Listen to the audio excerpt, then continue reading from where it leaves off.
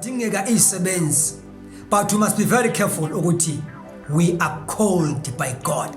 Umbuzo uthi, how then does a Christian discern whether God has called him to the ministry or not? There is a mystery about God's call that can only be answered in the heart of God. In fact, God often calls the unlikely into the position of authority.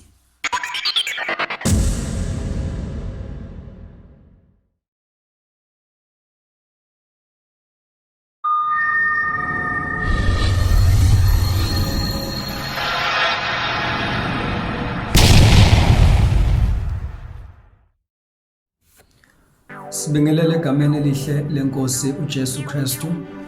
Thank you for watching. Siyaqhubeka ne subject yethu, the divine call. Now our scripture reading last sifunde khona kwi session yethu esibuya kuyona.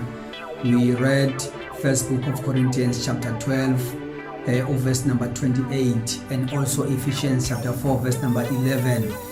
Lapha yakwabase Korinte iBhayibheli lithi, and God has set some in the church, first apostles, secondarily prophets, thirdly teachers, after that miracles, then gifts of healings, helps, government, diversities of tongues. Lapha yakwabase Ephesians chapter 4 verse number 11 iBhayibheli lithi, he himself gave some to be apostles, some to be prophets, evangelists, teachers, pastors, verse 12, to equip the saints for the work of ministry. Now sigcineke sithinta ipoint ye discernment of call. We have said there is a mystery about God's call that can only be answered in the heart of God. In fact, God often calls abantu ababonakala bengaqualify for the ministry. And mawulifunda iBhayibheli uzothola ukuthi abantu uNkulunkulu ababezayo, for instance Moses, Gideon, baba ne-resistance because they don't see themselves they fit for that. So that is why we are saying there is a mystery about God's call that can only be answered enhlizweni kaNkulunkulu. Uthi uPaul kwaba kuhle uNkulunkulu ukuthi athathe izinto ezibuthakathaka ukuchitha izinto ezinamandla, athathe izinto ezifoolish ukuze achithe ezihlakaniphileyo zalelizwe. Now we are going to look at some 4 major factors which need to be considered as far as God-given call to the ministry is concerned. Number 1, it's a sense of call. Number 2, it's a heart for the work, a heart for the work. Number 3, exercise of gifts. Lastly, we're going to look at fruitfulness.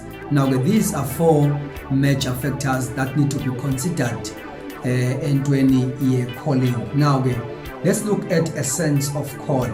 Many people in the church today, they mix up the wish to be in the ministry with God's call to be one. Kuhle ukuba ne-desire, kuhle ukuba nesifiso, but at the end of the day uNkulunkulu kufanele ukuthi ube sure ukuthi ukubizile. Some Christian they even try to force the issue by going to Bible college or pushing themselves into leadership positions in the church. You know, theology is good, but theology awukwazi uba obiziwe ngenxa ye-theology. abantu ababizwa iBible School babizwa uNkulunkulu.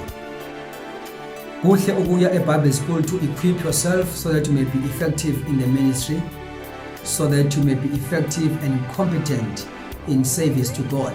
But when we talk about indaba ye calling, you must be clear about that. So again, we are saying abantu abaningi ba mixa indaba ye wish yesifiso nendaba ye calling. Of course, the scripture tells us to desire the best gift, but that desire should never override the reality of the call of God to a specific work. Uthi uNkulunkulu mayikhuluma encwadini yezenzo chapter 13 verse number 2 uthi ngahlukaniseleni Barnabas and Saul baye emsebenzini engibabizele wona. uNkulunkulu uspecific uma ebiza abantu. He is specific. So you must be clear about indaba ye calling. A real call is like a seed planted in a field. It does not die, but it grows. It is why kubalekile ukuthi uma uzwa that drive inside you, ungaphuthumi, allow it to grow.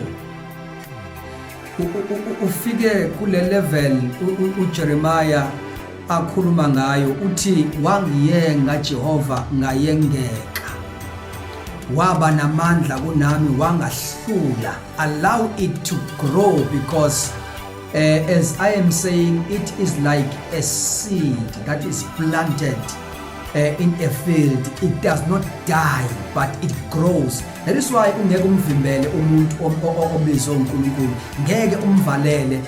Uthi ubaba uPomonde, abantu ababizwa uNkulunkulu, abantu abanento kaNkulunkulu bafana nesiphethu ongeke usivalele. Ungasivala la siyoqhuma kwenye indawo. Now i-calling isebenza kanjalo bathandekayo bami enkosini. It grows like a seed if given half a chance, because the more you exercise your calling, the more you expose yourself ekusebenzeleni uNkulunkulu unento ekudla ngaphakathi. It grows, it will never die. You will have the conviction in your own spirit. Remember, we're speaking about a sense of call as a major factor. You will have a conviction in your own spirit. You will have the witness in your own heart. Also, you will have a spiritual equipment, gifts of the Spirit that goes along with the office or offices to which you are called. Ngoba uma uNkulunkulu ebeza umuntu umnikeza iministry. Ingakho iBhayibheli lithi he gave some to be apostles, some. Ngamagama uma ubizwa uNkulunkulu, you must have an office uNkulunkulu akubizele kulo according to the Bible. That is very important.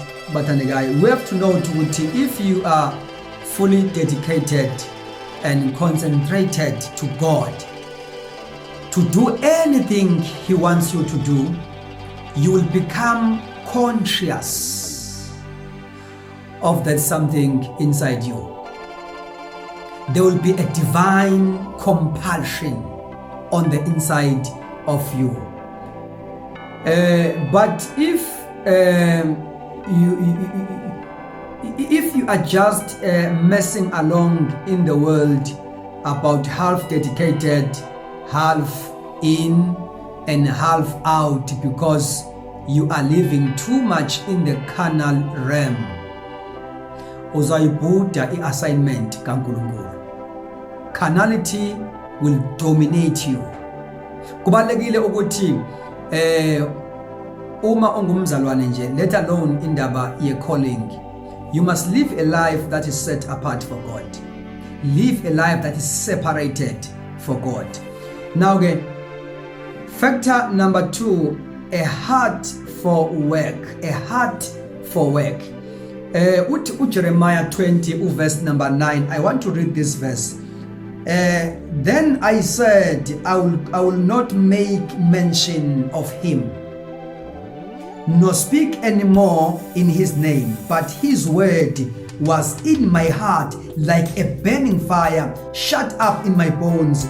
I was weary of holding it back.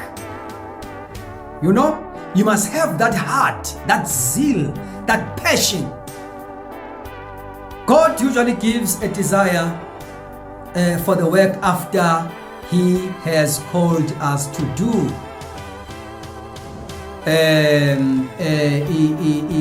Indaba calling, it will be a burning in your bones. There is a distinction between desiring and liking or enjoying ukwenza umsebenzi kaNkulunkulu. A deep sense of spiritual satisfaction comes when we know we are where God wants us to be. You know, ukuba sendaweni uNkulunkulu akubizele kuyo, it satisfies you.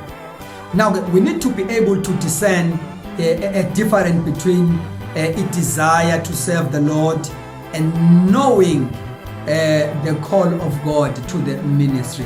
So balekile ukuthi lezo zinto zombili zehluke, i desire ne calling. A calling is productive. It leads to action. Number 3, factor is to exercise of gift. You know, uma uNkulunkulu ebiza umuntu sishilo ukuthi ukunikeza uyakukhipha akunikeza i-ministry. Incwadi yezaga chapter 18 verse number 16 lithi iBhayibheli isipho somuntu siyamphendlela indlela somthlalisa nabantu abakhona. When a person is called to the ministry, there is an anointing that just come upon him or her to stand in the office.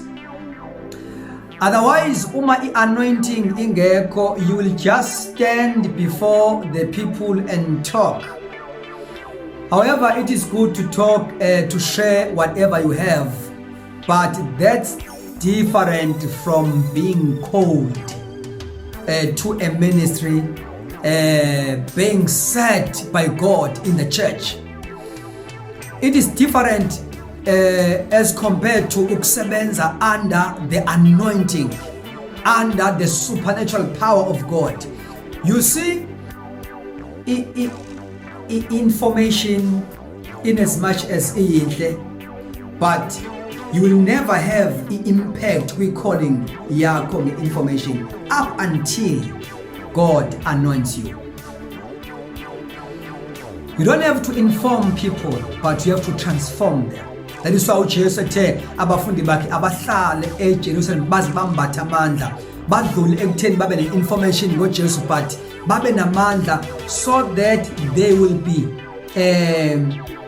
having an impact kwi-calling noma kwi-assignment uNkulunkulu ababizele yona. Lastly, indaba ye-fruitfulness. You know, abantu ababizwe uNkulunkulu ba-fruitful.